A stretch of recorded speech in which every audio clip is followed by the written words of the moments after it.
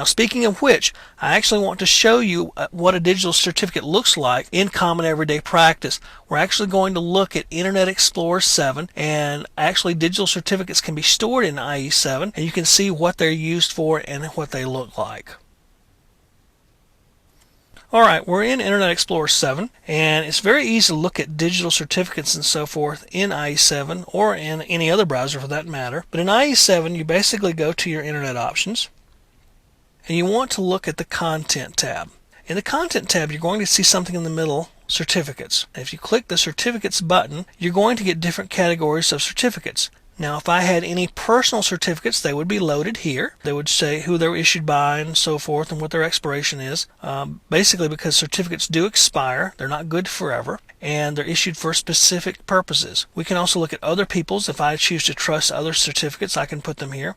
Also certification authorities. Now these are included by default in IE7 and in a lot of other browsers, so that you can actually see what these certificates look like, and so that they're there so you can actually have a trust chain, if you will, to trust a particular certificate issued by one of these certificate authorities. Now we can look at a couple of these, and basically that's what Windows is going to show you, or most programs is going to show you what a certificate looks like. Now the actual file, if you were to look at it on your hard drive, would probably look like a bunch of encrypted junk that you couldn't read, that human beings can't read. Machines can.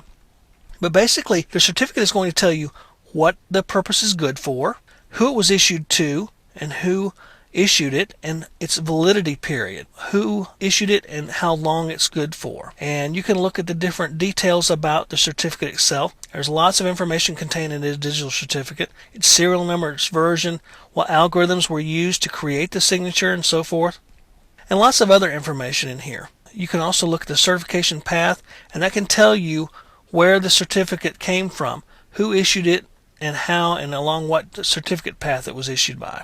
We can look at a couple of other examples. Here's the Microsoft Root Authority certificate that might be used by IE7 for various things. We can also look at trusted certification authorities. Entrust, for example, here's their certificate, and as you can see, they have a very wide valid range there, and it's good for a wide variety of things. They can issue certificates for any of these things. As a matter of fact, there's trusted publishers. There's even an untrusted publishers. And by default, you're going to find two certificates in there. Both of these certificates are basically so that you will not be fooled by a fake certificate. A couple of years ago, there was instances of some certificates being erroneously issued by VeriSign to Microsoft, except that it wasn't really to Microsoft. So Microsoft was quick to have VeriSign revoke these certificates, so that if they ever show up, you'll know exactly that they are fake and can't be used. So kind of funny about that. But this is basically where you're going to see some of your certificates stored. And again, they don't actually look like this. If you look at the file itself, it's kind of encrypted junk, but that's how Windows represents those files to you. So you can load your own certificates, you can generate them yourself, or you can get them from a trusted third party such as VeriSign or Thought or Entrust, and you can load your own certificates up, and they're good for email or whatever. So that essentially is digital certificates in a nutshell.